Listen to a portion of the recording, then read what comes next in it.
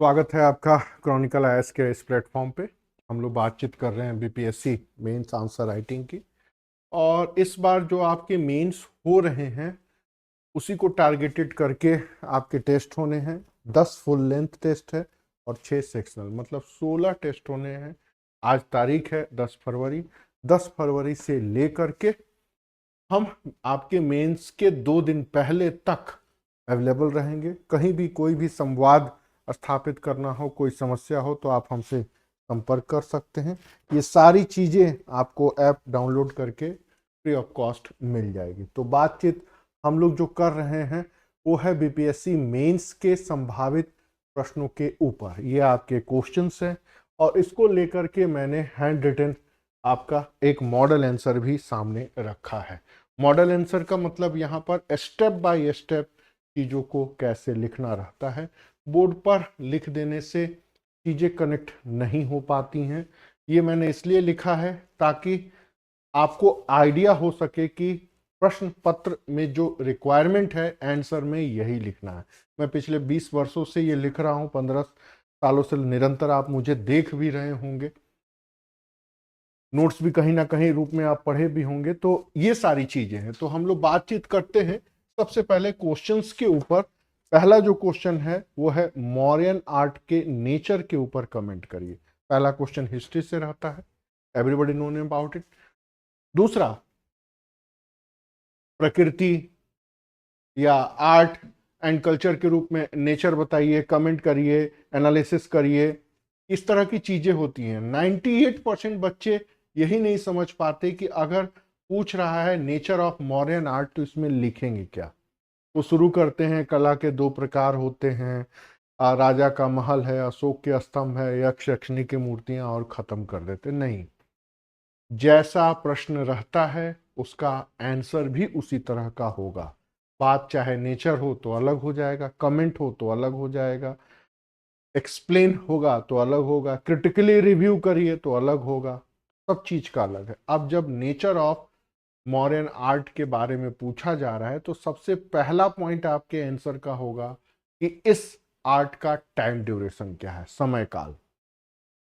दूसरा, आप पॉइंट डालेंगे कि यह आर्ट किसके प्रोटेक्शन में या संरक्षण में डेवलप हुआ, रॉयल जो थे उसका नाम लिखना होगा।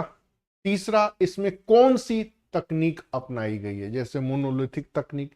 हर आर्ट की एक अपनी टेक्निक्स होती है। जैसे कच्ची मिट्टी को डाल के आग में पका के बनाया जाता है, उसको बोलते हैं टेरिकोटा फिगरन। उसी तरह यहाँ पे कौन सी टेक्निक बनाई गई, किस तरह के मटेरियल्स यूज हुए, लकड़ी के बने, पत्थर के बने, संगमरमर के बने कि लाल बलुआ पत्थर के बने, वो ये है मटेरियल कौन सा यूज हुआ। फिर उसके अलावा उसका रियलिज्म और लाइफ लाइकनेस क्या रहा, मतलब विषय वस्तु क्या रही, क्या बने। अशोक के धम का मतलब क्या था, यक्ष यक्षिणी की मूर्तियों का क्या मतलब था। जो राजा प्रसाद बन रहे हैं वो तो चलिए ठीक है, ये 2 चीजें हैं इनके बारे में। बराबर की गुफाएं बनी, उनका क्या महत्व था। फिर इन्फ्लुएंस, ये जो जितनी सारी चीजें बनाई गई उनका क्या इंपैक्ट पड़ा, अशोक के धम का प्रभाव क्या पड़ा, यक्ष यक्षिणी की मूर्तियों का क्या इंपैक्ट पड़ा। फिर उसके बाद कितने प्रकार के आर्ट है, अगर प्रकार हैं तो वो बताइए। और इस पूरे आर्ट में क्या रिलीजियस इन्फ्लुएंस दिखता है, क्या धार्मिकता का पुट दिखाई देता है, बिल्कुल दिखाई देता है। अशोक के धम में बौद्ध धर्म का असर दिखाई देता है, अशोक के स्तूप में बौद्ध धर्म का असर दिखाई देता है, यक्ष यक्षिणियों की मूर्तियों के निर्माण में हिंदू धर्म के आत्मा परमात्मा या देवी देवताओं के विश्वास दिखाई देते हैं। तो ये चीजें लिखनी है।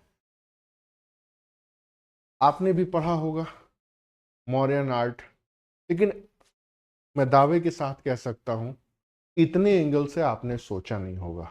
तो जब सोचे नहीं है तो लिखे कैसे होंगे। बात समझ में आ गई। यही मेन चीज है। नॉर्मल सा प्रश्न है। दूसरे प्रश्न की बात करते हैं, गवर्नमेंट ऑफ इंडिया एक्ट 1858। अब जब इस तरह के प्रश्न आते हैं ना, तो ये बड़े खतरनाक टाइप के होते हैं, क्योंकि इसमें नहीं लिखा रहता है कमेंट करिए, एनालाइज करिए, रिव्यू करिए, वगैरह वगैरह। तो आप क्या लिखेंगे, तो मतलब आप फ्री हैं चीजों को लिखने के लिए। एग्जामिनर ये देखना चाहता है कि आप इस एक्ट के बारे में क्या जानते हैं। तो इस तरह के प्रश्नों को लिखने के लिए कुछ खास चीजें होती हैं जिसको आज से आपको ध्यान में रखना है। क्या रखना है कि एक्ट क्या था, पहला एक्ट का एम्बिशन क्या था, दूसरा एक्ट का कैरेक्टर। पहले लाइन में ये रहेगा, दूसरे लाइन में एम्बिशंस या एम रहेगा, और तीसरा एक्ट का फीचर्स या कैरेक्टर क्या रहा। तो everybody known about it, east India company का शासन एंड हुआ, ईस्ट इंडिया कंपनी के शासन में डिग्नेशन बदला, और फिर दो नए पोस्ट क्रिएट हुए, सेक्रेटरी ऑफ स्टेट और इंडिया काउंसिल, और या फिर जो सिस्टम में है वो चेंज हुआ, बोर्ड ऑफ कंट्रोल या बोर्ड ऑफ डायरेक्टर। एग्जामिनर ये देखना चाहेगा कि आपने इन सभी फैक्ट का या फैक्ट को अपने आंसर में लिखा है कि नहीं लिखा है। नंबर इसी पैटर्न पर मिलेंगे। 80% बच्चे यही लिख के चले आते हैं। नहीं, पहले लाइन में आपको बताना है कि इस एक्ट का एम्बिशन क्या था, क्यों इंप्लीमेंट हुआ, और ये चीज मैं आंसर में बच्चों के देख नहीं पाता। उसी तरह कुछ खास चीजें हैं, जैसे मैं आपको बता दूं कि इसके अलावा जो कुछ अन्य और चीजें हैं वो आपके एग्जाम में पूछे जाते हैं। फॉर एग्जाम्पल, अगर आप थोड़ा सा ध्यान देंगे, सॉरी, अगर आप थोड़ा सा ध्यान देंगे तो जितने एक्ट हैं, तो एक है 7073, 7084, और फिर है 1858, फिर उसके बाद 1909, 1919 और 1935, और इनका सारा असर फिर कैसे पड़ा 1946 के संविधान निर्माण में। देखिएगा तो लगभग हर दूसरे तीसरे साल ये प्रश्न आते ही आते हैं। तो एक बार जिंदगी के जो भी आपके 10 से 15 मिनट का टाइम पीरियड है, ध्यान से चीजों को ले लें कि अगर एक बार ये आ गया है तो अगली बार इनमें से कुछ ना कुछ आएगा। तो यही सारी चीजें हैं, ठीक है। अब तीसरे प्रश्न को लेते हैं। गवर्नमेंट ऑफ इंडिया के बाद भारतीय कला और संस्कृति की विशेषता, characteristic of Indian art and culture. Simple सा प्रश्न है, देखने में लग रहा है बट है नहीं। एकदम क्रम है कि पहला क्वेश्चन बिहार के आर्ट एंड कल्चर से जुड़ा रहेगा, दूसरा मॉडर्न इंडिया से रहेगा, तीसरा है आपका इंडियन आर्ट एंड कल्चर से जो चीजें जुड़ी हुई हैं वो। सॉरी, तीसरा क्वेश्चन है इसमें ट्राइबल, इसके बाद है ट्राइबल अपराइजिंग, इसके बाद है इंडियन आर्ट एंड कल्चर। वही मैं भी सोच में पड़ गया कि गड़बड़ क्यों हो रहा है। जनजातीय विद्रोह, अब यहां भी देखिए कि ट्राइबल अपराइजिंग के आगे कुछ नहीं लिखा, कहीं नहीं लिखा जनजातीय विद्रोह के केसेस, कारण बताइए, परिणाम बताइए, प्रकृति बताइए, स्वरूप बताइए, प्रकाश डालिए, ये सब कुछ नहीं लिखा। अब यहां भी आप टोटली फ्री हैं कि क्या लिखेंगे। अब यहां भी मैंने होमवर्क किया है तो आपको थोड़ा सा और अच्छे तरीके से समझ में आए कि ट्राइबल अपराइजिंग का क्या है, कैसे। सबसे पहले बात मैं आपको पहले बता दूं, 7 और 8 नंबर में इंट्रोडक्शन और कंक्लूजन लिखने की जरूरत नहीं है। 9 नंबर में जरूरत होती है, और 36 और 38 नंबर में होती है। यहां पर सबसे पहले आप बताएंगे कि इस रिवोल्ट, ये रिवोल्ट क्या है, इसकी डिफिनीशन क्या होगी या किसे कहते हैं। दूसरे पॉइंट में बताएंगे, यहां मैं लिखना भूल गया, विद्रोह का एरिया। तीसरे पॉइंट में आप बताएंगे कि केसेस कौन से रहे, विद्रोह के कारण क्या रहे। अब कारण में कंट्रोल टू फॉरेस्ट लॉ, मतलब फॉरेस्ट लॉ में क्या चेंज हुआ, पैरा चेंज करेंगे। फिर आप बताएंगे कि आउटसाइडर्स, डीकूज लोगों के एंट्री का क्या असर पड़ा। फिर उसमें उसी में ही जोड़ के लिखेंगे कि ब्रिटिश एडमिनिस्ट्रेटिव पॉलिसी का क्या कंट्रीब्यूशन रहा, और क्रिश्चियन मिशनरीज की क्या एक्टिविटी रही। विद्रोह के कारण में ये 4 मिनिमम कारण आपको देने हैं। क्योंकि ये 7 से 8 नंबर का प्रश्न है तो आप कॉमा दे दे के लिखते रहेंगे। फिर पैरा चेंज करेंगे। अब 79 से भी ज्यादा विद्रोह हुए हैं, क्या सबको लिखेंगे? नहीं, कुछ खास विद्रोह हैं, जैसे संथाल, मुंडा, व्हील एंड कोल, और अन्य में दे देंगे कि संथाल, मुंडा, व्हील और कोल जैसे 78 से भी ज्यादा हिंसक विद्रोह ब्रिटिश टाइम पीरियड पे हुए हैं। टाइम हो तो डेट डाल दीजिए, एरिया डाल दीजिए, लीडर डाल दीजिए और केसेस डालिए। लेकिन यहाँ 7 से 8 नंबर का प्रश्न है, उसमें ये डालने की समस्या नहीं है। आप सिर्फ इतना लिख सकते हैं, जनजातीय विद्रोह की श्रृंखला कड़ी में संथाल, मुंडा, भील, कोल जैसे 78 से ज्यादा हिंसक विद्रोह हुए हैं पर्टिकुलरली इस एरिया में। 2 लाइन में मैटर को समाप्त करिए। और फिर लास्ट पॉइंट होगा कि रिवोल्ट का क्या इंपैक्ट पड़ा और नेशनल मूवमेंट में इनका क्या कंट्रीब्यूशन है। यहां पर आपको ये पॉइंट्स लिखना होगा। अगर पूरे ट्राइबल मूवमेंट को उठा करके देखें तो ट्राइबल मूवमेंट से क्वेश्चन हर दूसरे साल आता है। सबसे पहले इसकी मीनिंग, इसका केसेस, इसका एरिया, इसका इम्पैक्ट, इसका कंट्रीब्यूशन, इसका रोल, इसका इंपॉर्टेंस। फिर कभी नेचर पूछ देता है, कैरेक्टर पूछ देता है, या कंट्रीब्यूशन इन नेशनलिज्म, या कभी कभी मुंडा रिवोल्ट वर्सेस संथाल, या फिर अगली बार हो सकता है पूछे, यहां से नहीं बनाया प्रश्न लेकिन आईएएस में बन गया है, तो उम्मीद करते हैं बीपीएससी भी अगले 1-2 साल में पूछेगा ही कि रिलीजियस के एलिमेंट क्या रहे हैं, या फिर what is the role of religion in tribal movement. In fact धर्म की ही भूमिका महत्वपूर्ण रही। ये मिशनरी लोग वहां कन्वर्ट करने गए थे, बाकी फिर इन लोगों ने इनकी हैसियत बता दी विद्रोह करके। आगे है भारतीय कला और संस्कृति की विशेषता, characteristic of Indian art and culture. अब यहां पर पूछ रहा है भारतीय कला और संस्कृति की विशेषता, भारतीय कला और संस्कृति का महत्व, भारतीय कला और संस्कृति का तात्पर्य, देन अलग अलग है। कैरेक्टर पूछ रहा है तो आपको कैरेक्टर के बारे में बताना है। तो अब जब ये प्रश्न आएगा ना तो आपको बताना पड़ेगा कि भारत की संस्कृति की विशेषता क्या है।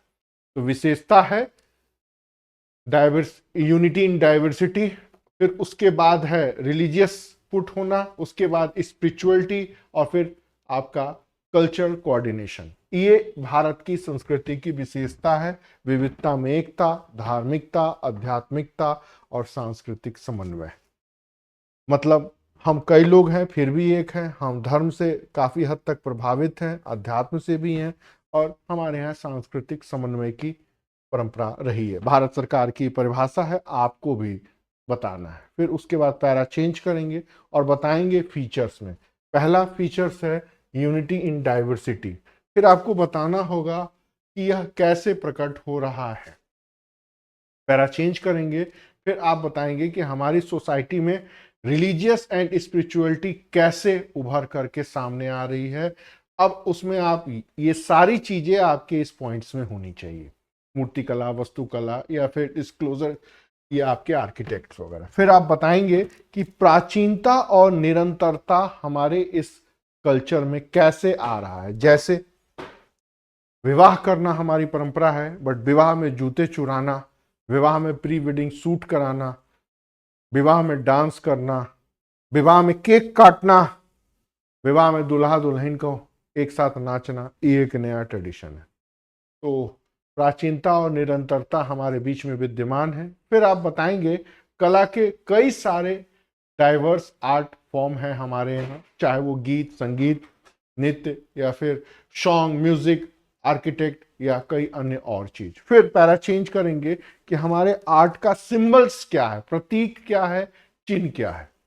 फिर पैरा चेंज करेंगे, बताएंगे कि कल्चरल कोऑर्डिनेशन में, सिंथेसिस में ये कैसे प्रकट हो रहा है।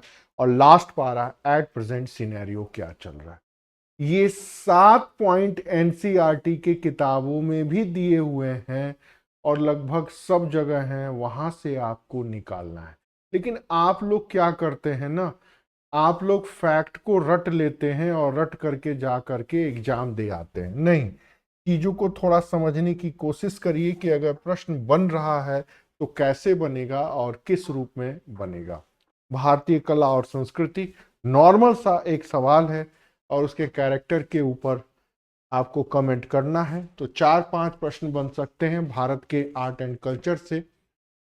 मीनिंग बताइए, कैरेक्टर बताइए, नेचर बताइए, या फिर इसका एनालिसिस करिए वगैरह वगैरह। तो एक नॉर्मल सा सवाल, लेकिन उत्तर इसका कठिन है। तो अगर इस वे में अगर आप डिस्कस करते हैं तो अबव 65% मार्क्स मिलने ही मिलने हैं।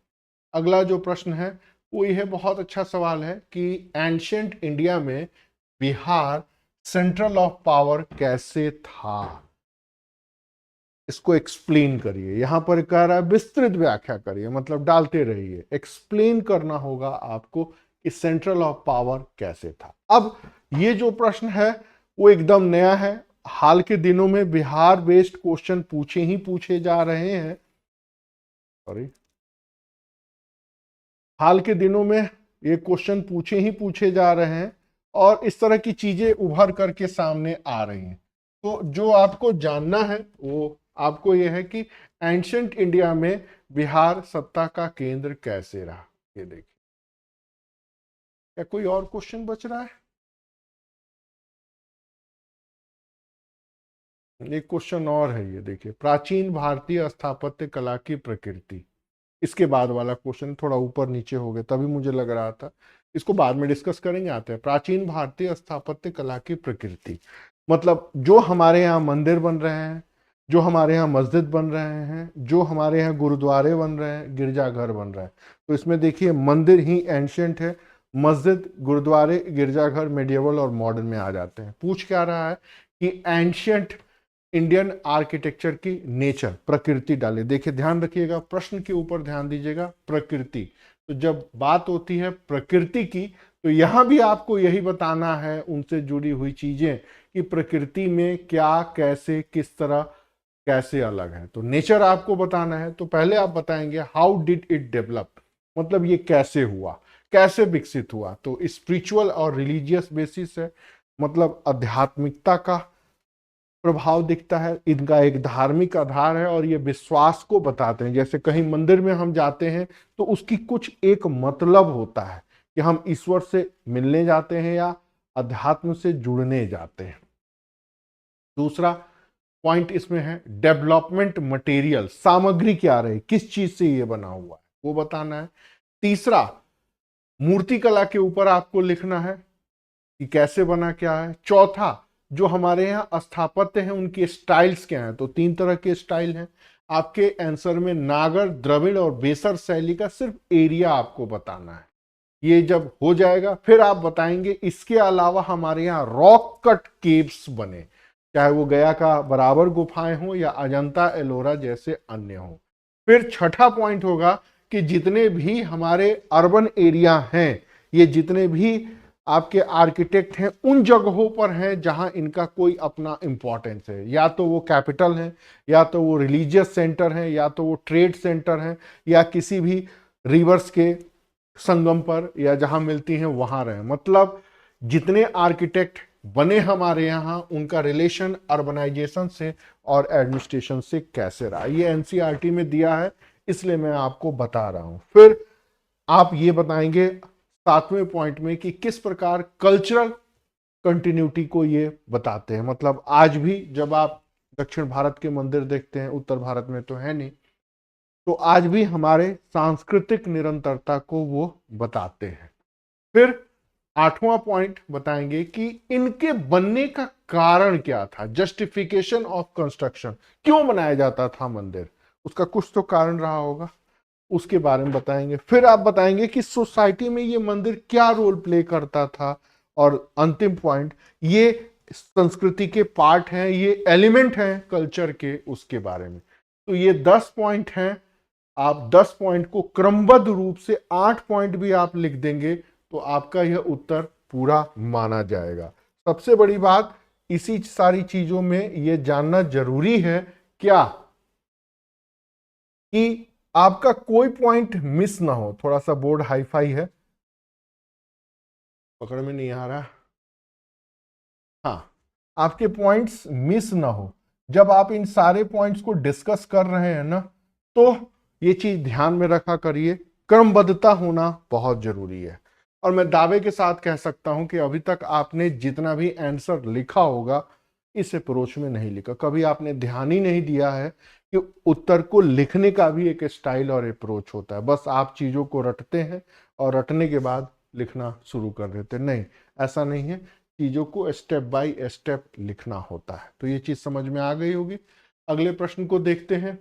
अगला प्रश्न वही है कि एंशंट इंडिया में बिहार पावर ऑफ सेंट्रल कैसे रहा, इसको एक्सप्लेन करिए। अब शानदार प्रश्न है, जब ये प्रश्न आएगा तो आप इसको कैसे लिखेंगे यही जानना है। तो अगर आपने रामचंद्र शर्मा की किताब थोड़ी बहुत कॉन्सेप्ट के रूप में पढ़ी है तो आपको पता होगा क्या मगध का उत्कर्ष हुआ, मौर्य साम्राज्य रहा, फिर मौर्योत्तर काल में कुषाणों का सेंटर रहा है, फिर उसके बाद गुप्त काल रहा, गुप्तों की राजधानी पाटलिपुत्र रही है, फिर उसके बाद गुप्तोत्तर काल में पाल साम्राज्य का सेंटर रहा। एक तो ये रहा,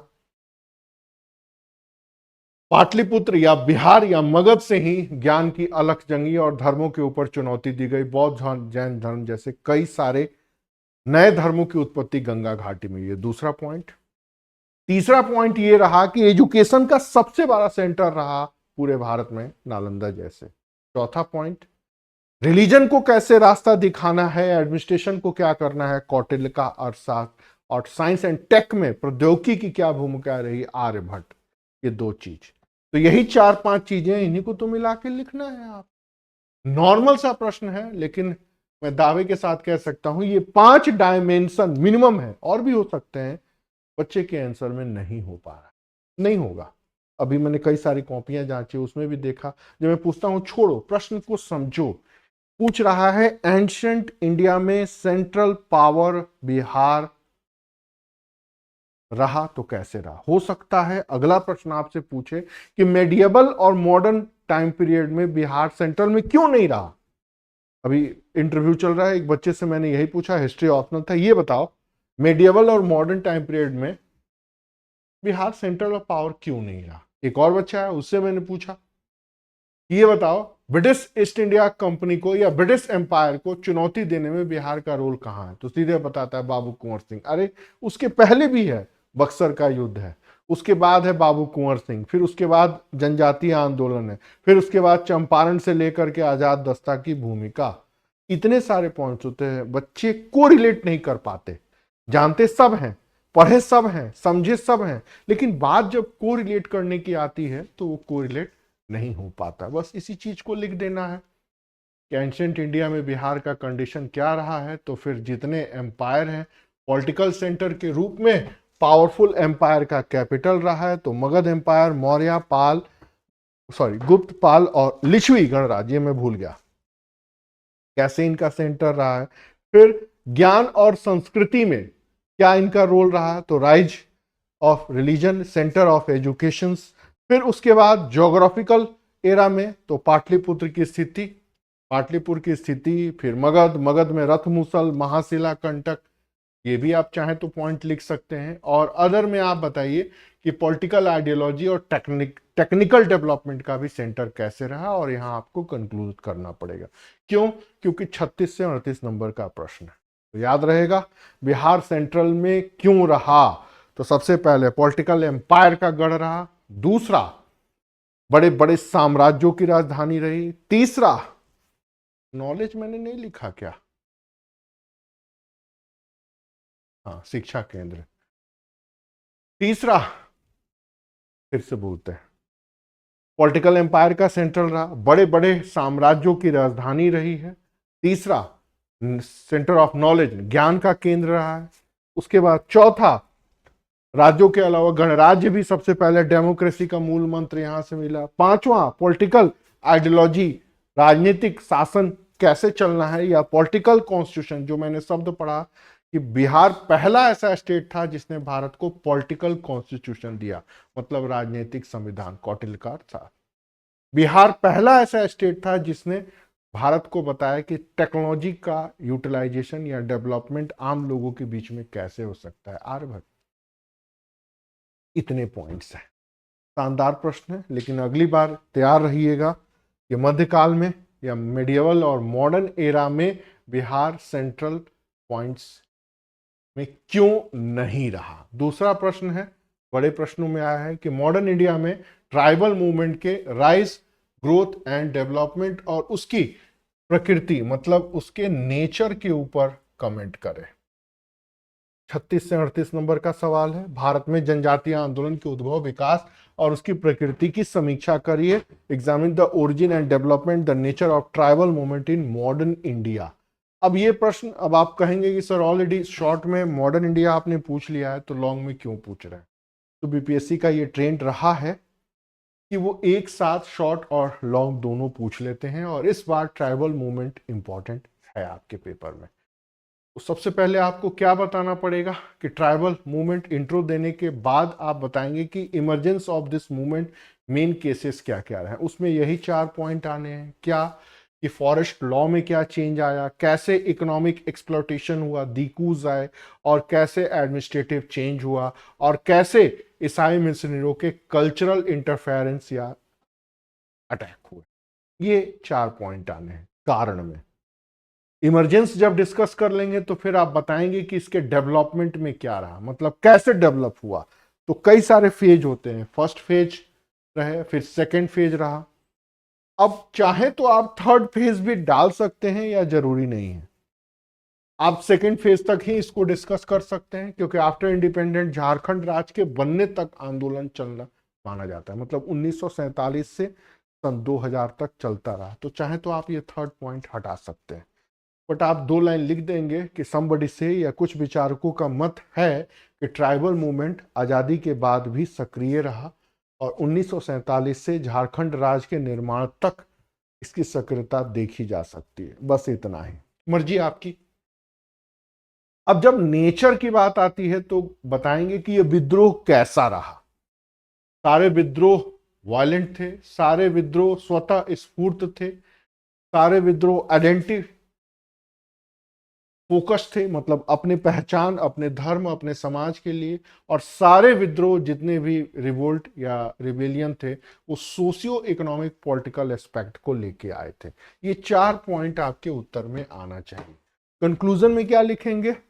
रोल ऑफ इंडिपेंडेंस, भारत के स्वतंत्रता संग्राम में इनकी क्या भूमिका रही, and what is the historical lesson do we learn, हम लोग इससे ऐतिहासिक सीख क्या ले सकते हैं। इतनी सारी चीजें रही हैं। लेकिन अब आप देखेंगे ना तो ट्राइबल मूवमेंट से हर बार सवाल आता है, अब थोड़ा बदल रहा है। कैसे?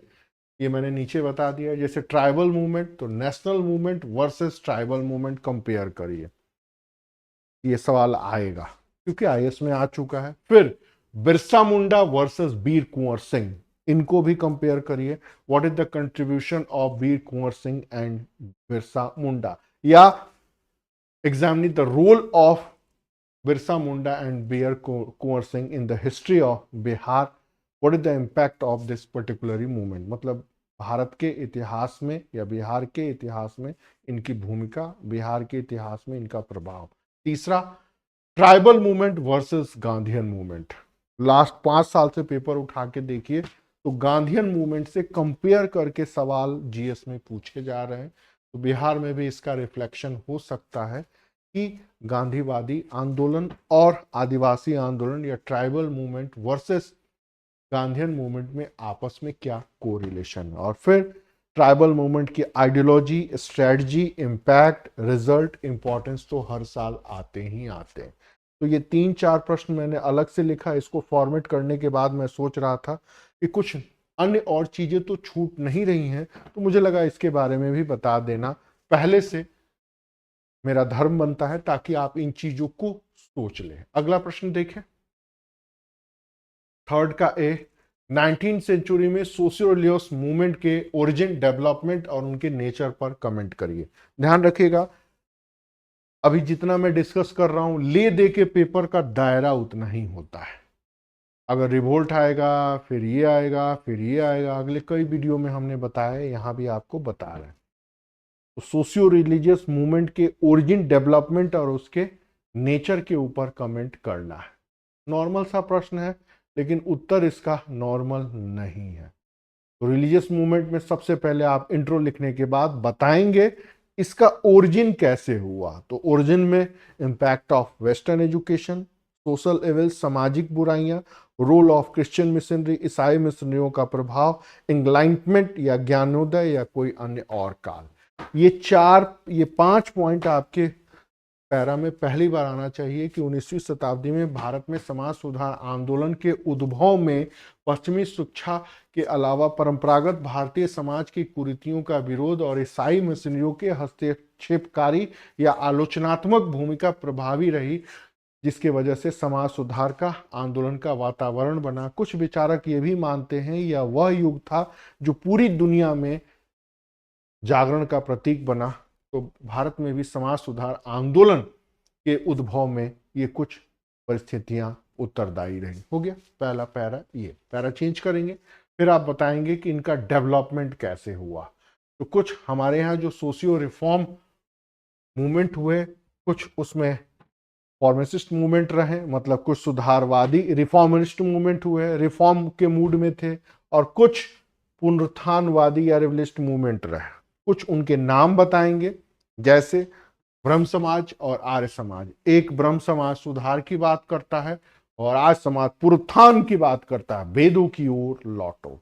ठीक उसी तरह अलीगढ़ आंदोलन सुधारवादी है, लेकिन उसी में आप देखेंगे अहमदिया आंदोलन पुनरुत्थानवादी है।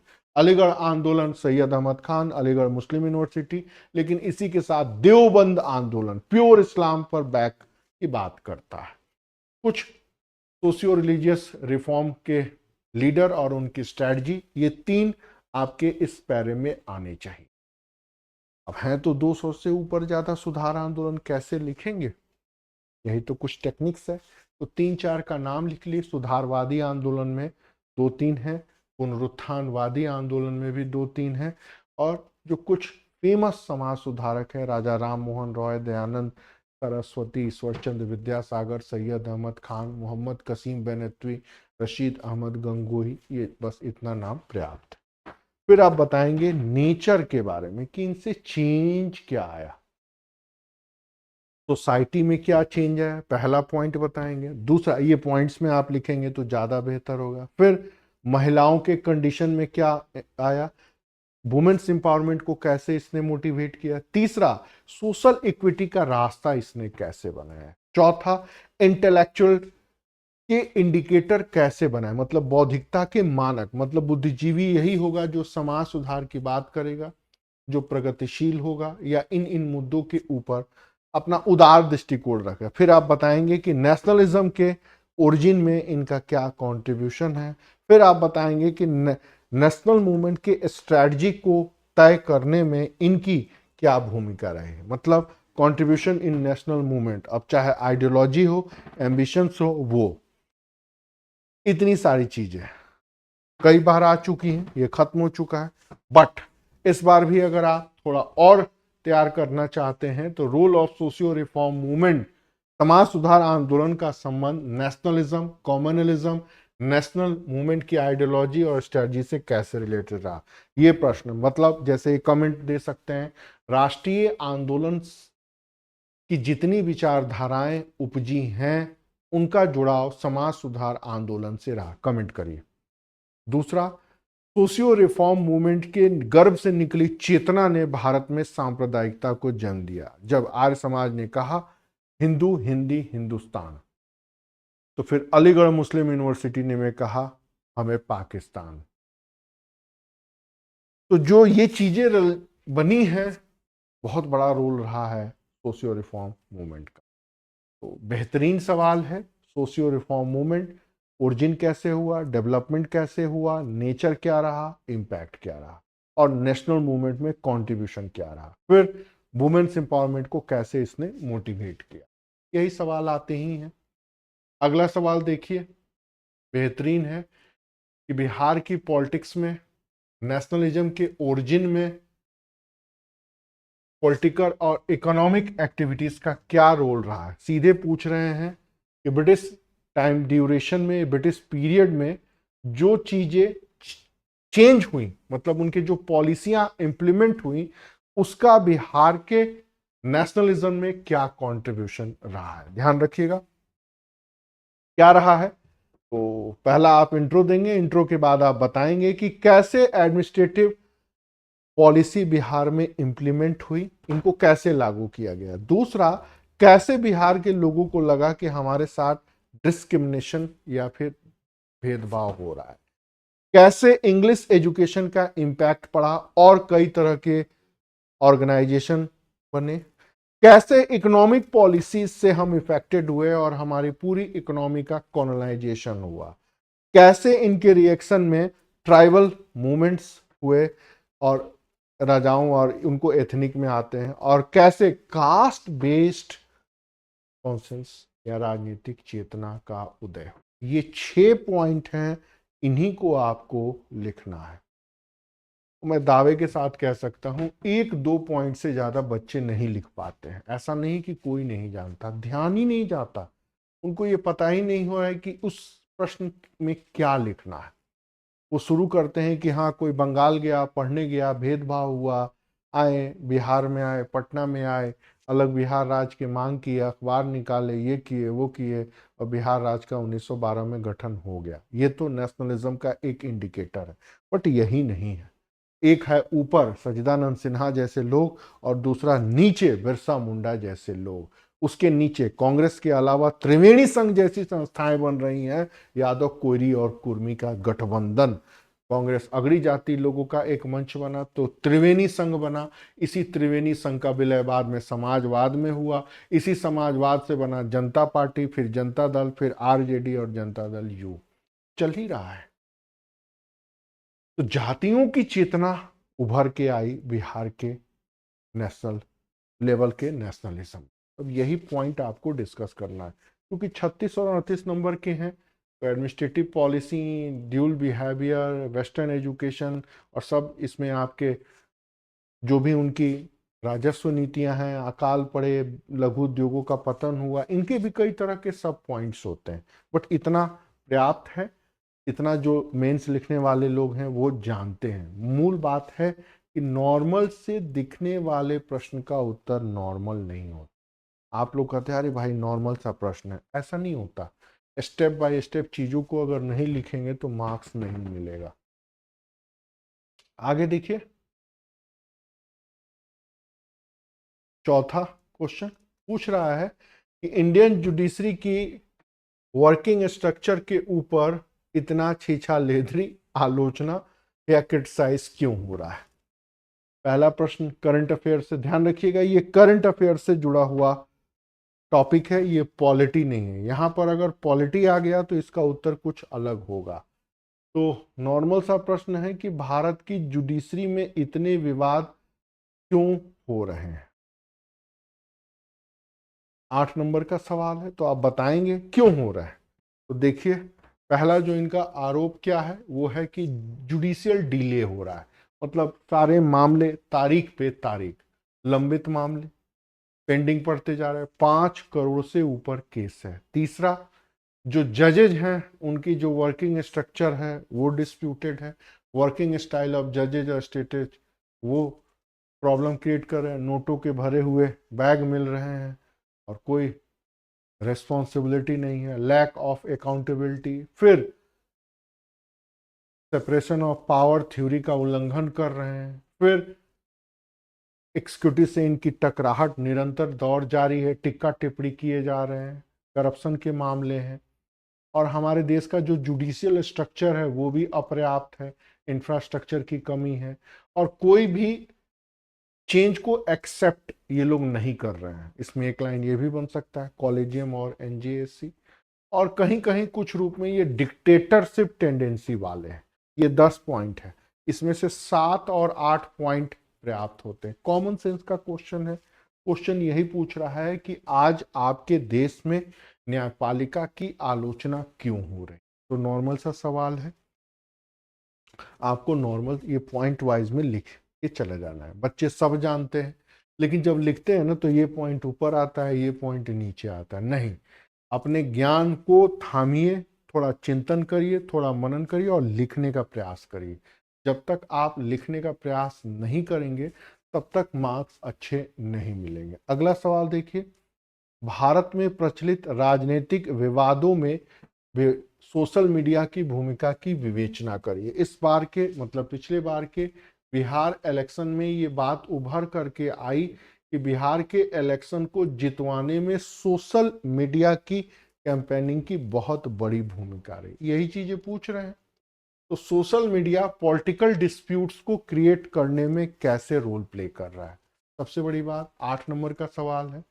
तो पहला पॉइंट होगा कि सोशल मीडिया फेक न्यूज और प्रोपगेंडा को बढ़ाने में एक्टिव दिखा। दूसरा, पोलराइजेशन को करने में, ध्रुवीकरण करने में इनका बहुत बड़ा योगदान रहा है, इको चैम्बर कहा जा रहा है। तीसरा, ये communal caste based and other tension को क्रिएट करने का एक माहौल बन रहा है, सांप्रदायिकता और जातीय तनाव।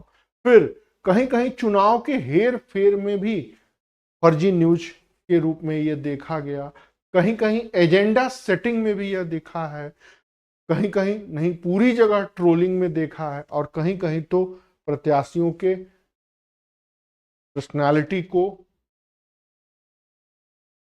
ट्रेसिंग करने में भी यह देखा है।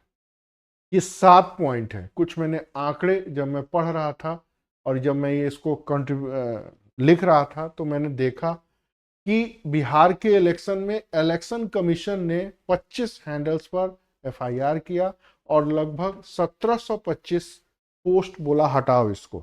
अब ये देखिए, ये आंकड़ा है, टाइम्स ऑफ इंडिया में निकला हुआ था। तो इस आंकड़े का प्रयोग आपके पेपर में होना जरूरी है, जो करेगा मार्क्स अच्छे मिलेंगे। धूमल सिंह का मामला बहुत ज्यादा विवादित हुआ, चिराग पासवान के ऊपर जो गाली गलौज की टिप्पणी की गई, कुछ मीम्स बने, जंगल राज वर्सेस सुशासन, और फेक न्यूज पर 1200 से भी ज्यादा एफआईआर हुए।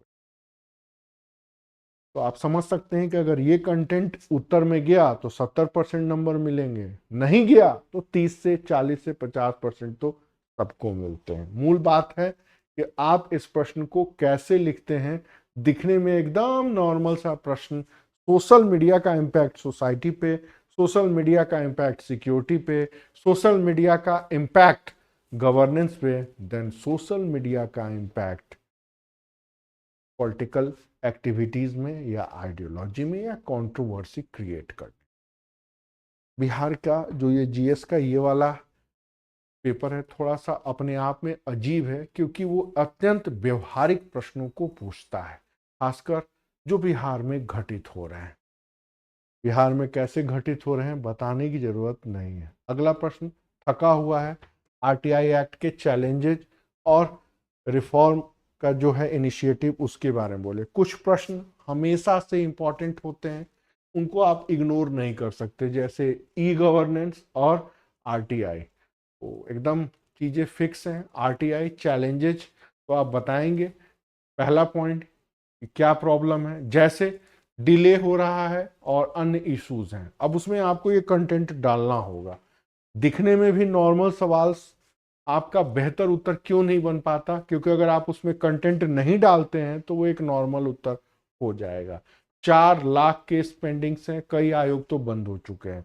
कई आयोग में जो आयोग के मेंबर हैं वही लफड़े पचले क्रिएट करते हैं, जैसे ब्यूरोक्रेटिक रेसिस्टेंस कितना रहा, 48% आरटीआई तो एक्सेप्ट ही नहीं होता है। फिर जो इंफॉर्मेशन ऑफिसर्स होते हैं उनकी सिबिलिटी, फिर 2019 और 2023 में जो अमेंडमेंट हुआ है उससे खुद सरकार ने आरटीआई के प्रोविजन को कमजोर किया, और जो आरटीआई के कार्यकर्ता होते हैं उनके ऊपर थ्रेट्स भी हुए हैं।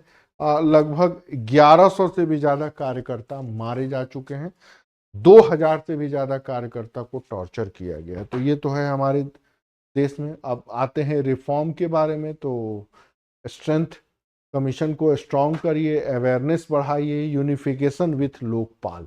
ये पॉइंट बहुत इंपॉर्टेंट है, क्योंकि 2025 और 26 के इकोनॉमिक सर्वे में कहा गया है कि जितनी भी प्रॉपर्टी के चीजें हैं उनको लिंक करिए आरटीआई से, तब जाके चीजें रुकेंगी। तो सुधार तो हमारे यहाँ हो ही जाता है, लेकिन बात जब आती है इम्प्लीमेंटेशन की तो होता नहीं।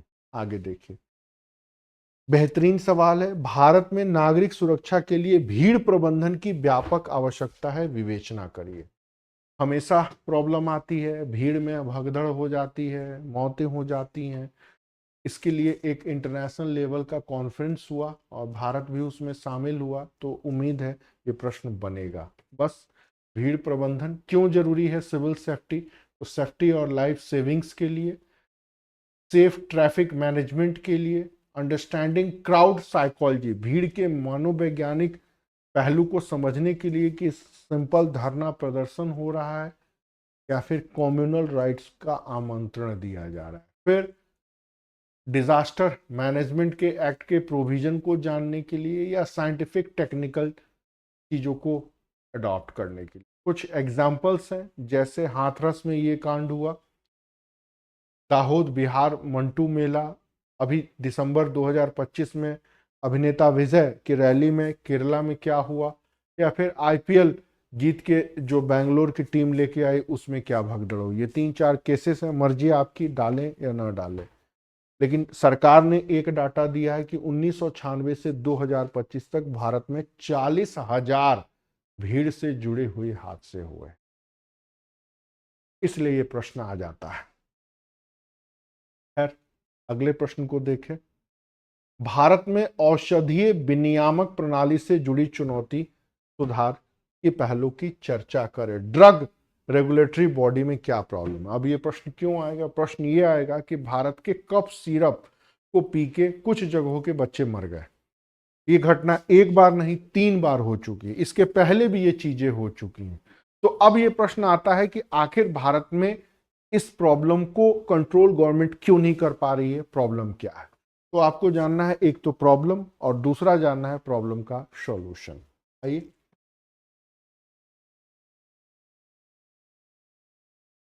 सबसे पहले चैलेंजेस जानेंगे। तो एक तो हमारे पास रिसोर्स की कमी है, दूसरा हर राज्य का अपना अलग अलग कानून है, तीसरा फेक सब स्टैंडर्ड मेडिसिन, सब स्टैंड मेडिसिन मतलब नकली और घटिया दवाइयां बनती हैं हमारे यहाँ, और इनकी कोई निगरानी की व्यवस्था नहीं है, वीक पोस्ट मार्केट सर्विलांस। दूसरा, भारत में क्लिनिकल ट्रायल का एक रिवाज है। क्लिनिकल ट्रायल का मतलब दवा का साइड इफेक्ट कैसे होता है, ये ट्रायल हो। कोविड वैक्सीन के बारे में आपने सुना भी होगा, कई तरह की अफवाहें। फिर कैसे रिफॉर्म करेंगे, तो ये 5 पॉइंट है भाई। एक, सेंट्रल इंस्पेक्शन पावर क्रिएट करिए, डिजिटल ट्रैकिंग का काम करिए, नियम्स कानून को, रेगुलेटरी बॉडी को स्ट्रॉन्ग करिए, इंफ्रास्ट्रक्चर को स्ट्रॉन्ग करिए, और इंडिपेंडेंट रेगुलेटरी बॉडी की बात करिए। अभी संसद भवन में कई सारे मुद्दों पे चर्चा हुई, उसमें एक मुद्दा ये भी था कि पूरे देश में ड्रग सिस्टम को कंट्रोल करने के लिए एक इंडिपेंडेंट बॉडी होनी चाहिए। तो बेहतरीन प्रश्न था, जब मैं प्रश्न बना रहा था तब ये चीजें आई। अब आ रहा है सबसे बेहतरीन प्रश्न। इंडो बांग्लादेश रिलेशनशिप के स्पेशल रेफरेंस में इंडिया के नेबर्स कंट्री के साथ होने वाले जो भी चैलेंजेस हैं उनको ओवरव्यू करिए, और इन चैलेंजेस, इन चेंजेस से इंडिया कैसे इफेक्टेड हो सकता है इसको एक्सप्लेन करिए। ध्यान दीजिएगा, भारत के पड़ोसी देशों में होने वाली हलचलें, बांग्लादेश से विशेष उन हलचलों के कारण, उन हलचलों का प्रभाव, और इन सारे हलचलों का भारत के ऊपर क्या प्रभाव पड़ेगा। एक तरीके से कह लीजिए तो इंडिया और उसके नेबर्स के रिलेशनशिप की पूरा का पूरा ओवरव्यू ये क्वेश्चन कर रहा है। जब मैं इस क्वेश्चन को बना रहा था ना, तो मैं खुश हो रहा था कि चलो इसी बहाने हर पहलू को मैं शामिल कर रहा हूं। आइए, तो क्वेश्चन क्या पूछ रहा है, इंडिया के neighbours country specially Indo Bangladesh relationship, इसमें क्या चेंज हो रहे हैं और भारत के ऊपर क्या असर पड़ेगा। तो चेंज में बताइए। सबसे पहले आप इंट्रो डालेंगे क्योंकि सवाल 38 नंबर का है। इंट्रो में आप बताएंगे क्या कि 2014 के फॉरेन पॉलिसी के बाद क्या बदलाव आया है, और गवर्नमेंट ऑफ इंडिया की या इंडियन फॉरेन पॉलिसी की प्रायोरिटी क्या रही है, क्या बदलाव आया है। नेबरहुड फर्स्ट, वहां पर बदलाव में आपको ये 4 शब्द लिखने होंगे, ध्यान रखिएगा। Neighbourhood first, protective approach, defence and security, Sagar policy, connectivity, balancing Chinese influence and mutual development. Hindi में बात करें, पड़ोसी प्रथम, सुरक्षात्मक वरीयता क्षेत्र को वारत देना, रक्षा और सुरक्षा को वरीयता देना, संवाद कायम करना, चाइनीज इन्फ्लुएंस को कम करना, विधिवत बोला गया है, और फिर आपसी सहविकास। ये 4-5 चीजें हैं जो आपको लिखनी पड़ेंगी, तभी तो पता लगेगा कि 2014 के बाद फॉरेन पॉलिसी में क्या बदला। अभी बच्चे आए तो मैंने फिर पूछा, जिसका PSIR था हिंदू कॉलेज का पढ़ा हुआ, मैंने ये बता भाई, ये बताओ 2014 के बाद फॉरेन पॉलिसी में क्या चेंज आया। उसके पहले थी ना पंचशील सिद्धांत, पंचशील थ्योरी कैसे बदली है, ये बताओ। अब इसी प्रश्न को लेकर के चीजें पूछी जानी थी और उसको बताना था, नहीं बता पाए। ऐसा नहीं है कि वो नहीं जानते हैं, सब जानते हैं, लेकिन वो रिलेशन नहीं हो पाता है। आइए, पड़ोसी देशों में क्या बदला हुआ, तो आप बांग्लादेश, मालदीव, श्रीलंका, म्यांमार, नेपाल, पाकिस्तान, अफगानिस्तान। पड़ोसी देशों में चीन की गिनती नहीं होती, चीन की गिनती अलग से होती है। क्या है भाई, आइए पूछते हैं। तो आप बांग्लादेश जब लिखेंगे तो आप बताएंगे एंटी इंडिया नैरेटिव और राइज ऑफ रेडिकल ग्रुप्स, ये 2 पॉइंट्स होना चाहिए। भारत विरोधी भावनाओं का उदय और बांग्लादेश में कट्टरपंथी तत्वों का उदय, ये 2 पॉइंट होना चाहिए। बाकी शेख हसीना वगैरह वगैरह। मालदीव क्राइसिस, मुइजू ने कभी इंडिया आउट का कैंपेनिंग चलाया था, तो ये 2 पॉइंट होना चाहिए। श्रीलंका, जब से इमरजेंसी लगी है, चाइनीज इन्फ्लुएंस या कैसे, मतलब इमरजेंसी का मेंशन होना जरूरी है। म्यांमार, अभी भी हम प्रभावित हो रहे हैं। सिविल वॉर कैसे हुआ और कैसे हमारे सिक्योरिटी को इफेक्टेड कर रहे हैं, और north east area specially Manipur भी कैसे इफेक्टेड हो रहा है। पाताल लोक वेब सीरीज पार्ट 2 में ये चीजें दिखाई गई है, शायद फैमिली मैन में भी दिखाया गया, I don't know, family man मैंने नहीं देखा। इंडो नेपाल रिलेशनशिप में जैसे नेपाल के जेंजी मूवमेंट हुआ है, तो उसके बाद से चाइनीज इन्फ्लुएंस बढ़ रहा है। पाकिस्तान, अफगानिस्तान तो आप जानते ही जानते हैं। तो जब कहा जाए कि भारत के पड़ोसी देशों में बदलाव, तो इन सातों चीजों के बारे में इतने पॉइंट आपके आंसर में होना चाहिए। इम्पैक्ट की बात करें तो हमारे लिए सबसे बड़ी बात है सिक्योरिटी कंसर्न प्रॉब्लम हो रही है। कनेक्टिविटी और इकोनॉमिक इम्पैक्ट पड़ रहा है, जैसे बांग्लादेश में और नेपाल में या अफगानिस्तान में। अफगानिस्तान में 414, बांग्लादेश में इतना, और नेपाल में इतनी परियोजनाएं लटकी हुई हैं। फिर जियो पॉलिटिकल चैलेंजेस है, और फिर कल्चरल डिप्लोमेट इम्प्लीमेंटेशन भी प्रॉब्लम आ रही है। कंक्लूजन में क्या डालेंगे, कंक्लूजन में डालना पड़ेगा क्या, maintain a credible role as an alternative to China among its neighbours, मतलब संवाद और समन्वय का दौर जारी रहे। कल ही शशि थरूर जी ने कहा है पाकिस्तान से बात करते रहिए, चलिए। और चीन के रूप में भारत को एक विश्वसनीय चीन के रूप में भारत को एक विश्वसनीय भूमिका बनी रही है, मतलब चीन के विकल्प के रूप में, यहाँ रूप नहीं विकल्प होगा, लिखते वक्त मैं भूल गया था। अब थरूर अंकल ने बोला है पाकिस्तान से बातचीत करिए, क्या बात करें, जिहादी आदमी है, भारत को 1000 कट लगाने का ख्वाब देख रहे हैं। बट कांग्रेस की पॉलिटिक्स में पाकिस्तान प्रेम माना जाता है। अब देखिए कल का स्टेटमेंट है, अब वो व्यक्ति विशेष का है, तो व्यक्ति विशेष की बात उतनी महत्व नहीं होती है। आगे आइए, दूसरा प्रश्न आइए।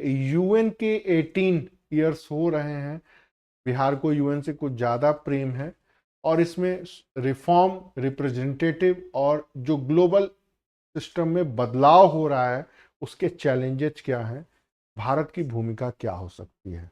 जनवरी में आपने वेनेजुएला क्राइसिस देखा, फिर जनवरी लास्ट और फरवरी में ईरान क्राइसिस चल ही रहा है। इसके पहले गाजा क्राइसिस है, उसके पहले गाजा के ऊपर फिलिस्तीन और हमास या इजराइल की लड़ाई है, उसके पहले रूस और यूक्रेन की लड़ाई, उसके पहले ट्रंप की नीतियां, वर्ल्ड बैंक को पैसा नहीं देंगे, आईएमएफ को नहीं देंगे, यूएन को नहीं देंगे, नाटो वाटो वाला तो देखे हैं।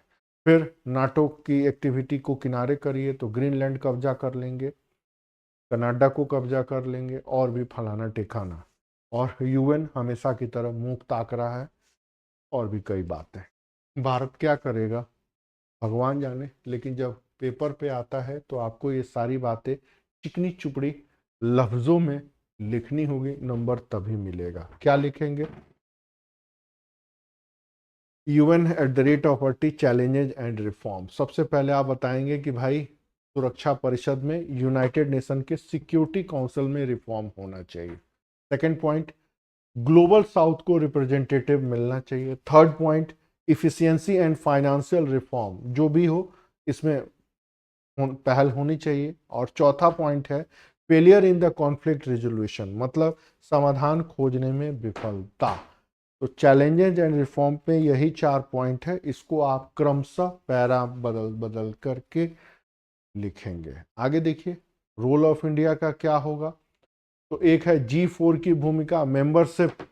G4 भारत के साथ 4 अन्य और देश हैं जो मेंबरशिप के लिए खड़े हुए हैं। दूसरा, इंडिया की वसुधैव कुटुंबकम और ग्लोबल साउथ की एक मेजर है रोल है जो प्ले कर सकता है। और तीसरा, इंडिया पीसफुल बिल्डिंग और रिफॉर्म में रोल प्ले कर सकता है। होगा कुछ नहीं, लेकिन जब प्रश्न आ जाते हैं तो मैं बच्चों से कहता हूं कि भाई आपको 2-4 पेपर पर दुनिया भर की समस्याओं के समाधान करने की क्षमता होनी चाहिए, तभी आप एक ब्यूरोक्रेट और डिप्लोमेट बन पाएंगे। तो Trump 2.0 activities, Russia Ukraine war, Iran crisis, Gaza crisis, funding of UN programmes, developing activities, global power activities, अभी जो मैंने आपको बताया, इसको भी 2-2 लाइन में कर सकते हैं कि एट प्रेजेंट सिनेरियो में ये कंडीशन चल रही हैं और इन सारे मामलों के ऊपर यूएन की भूमिका इंपॉर्टेंट रोल प्ले होनी चाहिए। बट आप भी जानते हैं और हम भी जानते हैं ऐसा होगा नहीं। चलिए अगला प्रश्न है, सस्टेनेबल डेवलपमेंट के लिए या सस्टेनेबल फ्यूचर के लिए फॉरेस्ट रिसोर्स एसेंशियल है और इसके लिए बैलेंस, प्रोटेक्शन और मैनेजमेंट इंप्लीमेंट करना डेवलपमेंट पॉलिसियों के लिए जरूरी है। नॉर्मल सा प्रश्न है। अब इसी में सबसे पहला पैरा आपको बताना होगा क्या कि क्यों जरूरी है। तो ये इन्वायरमेंटल बैलेंस के लिए जरूरी है। दूसरा, इकोनॉमिक डेवलपमेंट के लिए जरूरी है। तीसरा, जो भी आपके रिसोर्स हैं उनका प्रोटेक्शन कंजर्वेशन हो सके उनके लिए जरूरी है। चौथा, प्रॉपर मैनेजमेंट। ये 4 पॉइंट हैं जिसको डिस्कस करना है। अब डेवलपमेंट पॉलिसी क्रमबद्ध रूप में आप बताएंगे कि नेशनल फॉरेस्ट पॉलिसी है, फॉरेस्ट कंजर्वेशन एक्ट, 2 पॉइंट यहाँ पर आपका मेंशन होना है। वन नीति और संरक्षण अधिनियम। दूसरा, नगर वन योजना। तीसरा, हरित भारत मिशन। चौथा, CAMPA जानते ही होंगे। और पांचवा, संयुक्त वन प्रबंधन। मतलब ये नॉर्मल किसी भी किताब में आपको मिल जाएगा कि भारत की वन नीति के या फॉरेस्ट के प्रोटेक्शन के लिए गवर्नमेंट ऑफ इंडिया के कौन से प्लान है, मतलब वनों का संरक्षण कैसे होता है। सिंपल सा सवाल है, वन हमारे भविष्य के लिए क्यों आवश्यक है और वनों के संरक्षण के लिए कौन सी डेवलपमेंट पॉलिसी चल रही है। तो ऐसे प्रश्न आते हैं, इसमें ज्योग्राफी भी है, एनवायरनमेंट भी, कुछ सुझाव भी दे सकते हैं। कंक्लूड करिए। तो थका हुआ प्रश्न है, लेकिन ये प्रश्न काफ़ी इंपॉर्टेंट है। देखिए, G20 का कॉन्फ्रेंस हुआ, G20 में कुछ बात विचार हुआ और G20 में भारत की भूमिका भी रही और G20 वर्ल्ड के पॉलिटिक्स को कैसे इफेक्टेड कर सकता है। तो G20, ब्रिक्स, ठीक है ना, इब्सा जिसमें भी भारत का कंट्रीब्यूशन है, क्वाड, SCO, इनसे एक प्रश्न आना ही आना है, आपको सब तैयार करके जाना होगा। आइए बात करते हैं।